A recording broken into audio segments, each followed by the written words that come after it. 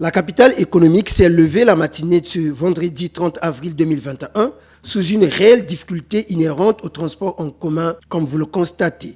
Tous les arrêts de bus ou presque de nos quartiers ont été inondés de foules. Des foules qui s'impatientent, qui se lassent, s'énervent et finalement ne savent plus à quel sein se vouer. Et pour cause, le retour tapageux du respect des mesures barrières propres à préserver la population ponténégrine à la contamination de la Covid-19 dans les transports en commun, notamment par la limitation du nombre de places, soit 8 dans les bus, 3 dans les taxis et 30 dans les STPU dits mal à l'aise. Une pilule certainement très amère et difficile à avaler par les populations appelées à vaquer à leurs occupations journalières. Qui au boulot, qui à l'école, qui au marché, bref, des obligations socio-économiques diverses. Mais comment y parvenir? Voilà qui est bien, tout la minute, tout comprendre peut-être quand Balamoko va plus se mati, va plus pas péter, donc on fait un peu de taxi, on va à l'hôpital à Loindila, 1500. On a pas tout qui va cop, on va bien avoir qui va bureau, est-ce qu'il va fonctionner normal? On n'en disconvient pas parce que c'est une maladie. La maladie est là. Tout le monde reconnaît que là, la maladie est là. Mais il faudrait que le gouvernement puisse voir toutes ces étapes. Comment faut-il faire que les gens puissent arriver à temps au boulot? Mais quand ils prennent seulement l'autre décision, des décisions comme ça, brusquement, sans qu'il y ait vraiment l'autre des mesures, l'autre d'accompagnement. Vraiment, c'est vraiment difficile.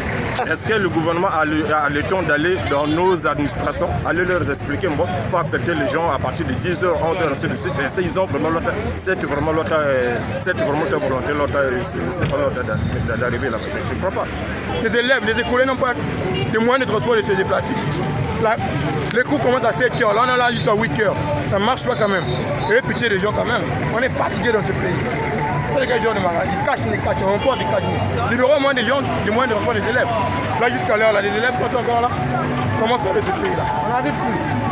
Nous avons apostrophé les syndicats des transporteurs en commun gestionnaires des parkings pour comprendre si, conformément aux nouvelles orientations de la Coordination nationale de gestion de la pandémie datant du 14 avril dernier, la limitation du nombre de places dans les bus et taxis a été reconduite.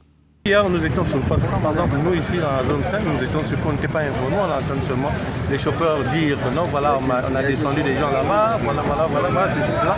Et bon, en apprenant cela, on applique ce que l'État demande. On ne peut pas aller à l'encontre de l'État. Il y a eu une période auquel on a essayé pendant que mal à l'aise prenait plus de personnes, il y avait des revendications. Ce moment-là, pour calmer les choses, on avait ramené un peu à l'effectif normal. Maintenant, là, que le gouvernement est revenu sur sa décision, mais nous ne pouvons rien. C'est le présidentiel qui a parlé. On a dit qu'il faut respecter les mesures barrières. On a dit 2-2, tout le virgule 2-2. Donc on ne peut pas faire autrement parce que c'est loi du président. C'est ça que je vois moi, parce que le bus prenait 18 personnes. Là, il prend maintenant 8 personnes. Là, maintenant, il y a des difficultés au déplacement. C'est ça notre souci. S'il nous plaît, la vie est régulée par des textes, règlements, décrets et lois que prennent les institutions de la République pour que chacun de nous ne fasse pas ce qu'il veut, comme il veut, quand il veut et où il veut. Dans le cas d'espèce de la Covid-19, une coordination nationale de gestion placée sous l'autorité du président de la République a été instituée justement pour édicter le comment marcher en cette période de pandémie. Seulement voilà, depuis un bon bout de temps, il n'a été exigé que le port des bavettes aux transporteurs en commun au lendemain du non-respect de la limitation des places par la STPI, donc l'État. Ce qui avait entraîné, pour faire justice certainement, tous les transporteurs à emboîter le pas de la sourde oreille des orientations de la coordination par les mal à l'aise, donc par l'État.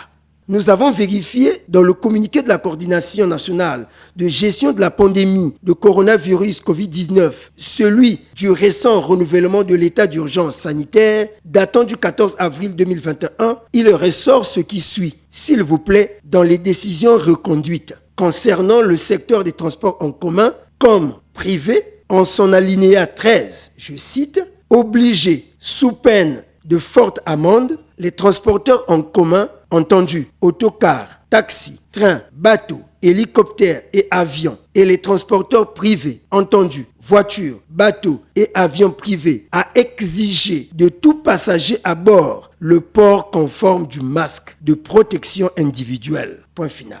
Rendu public par le ministère de la Communication et des Médias, porte-parole du gouvernement. Exiger autre contrainte aux populations devient du gangstérisme institutionnel. Seule exigence, s'il vous plaît, port conforme du masque ou de la bavette à tout passager. Sous peine d'amende, un point c'est tout.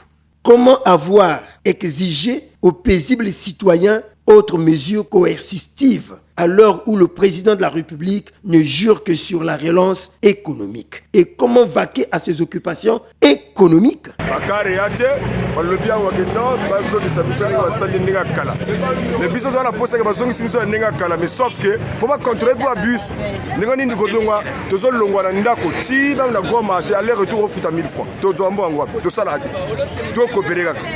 Ceux qui te le bien problème.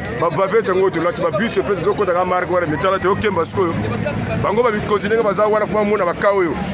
c'est très bon. On a la population.